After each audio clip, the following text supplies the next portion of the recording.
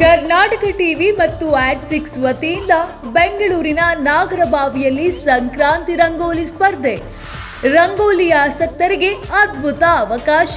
ಸ್ಪರ್ಧೆಯಲ್ಲಿ ಗೆದ್ದವರಿಗೆ ಬಹುಮಾನಗಳ ಮಹಾಪೂರ.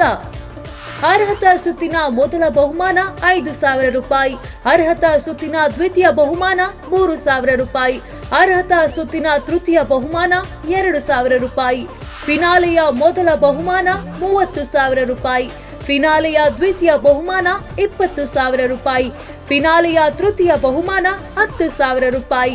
ದಿನಾಂಕ 10/1/2026. ಸಮಯ ಬೆಳಗ್ಗೆ 10 ಗಂಟೆಗೆ. ಹೆಸರು ನೋಂದಾಯಿಸಲು ಕರೆ ಮಾಡಿ 9743332424. ಸ್ಥಳ ನಾಗರಬಾವಿ, ಅನ್ನಪೂರ್ಣೇಶ್ವರಿ ನಗರ, ಕೆಂಪೇಗೌಡ ಕಚೇರಿ ರಸ್ತೆ ಹತ್ತಿರ, ಬೆಂಗಳೂರು 72.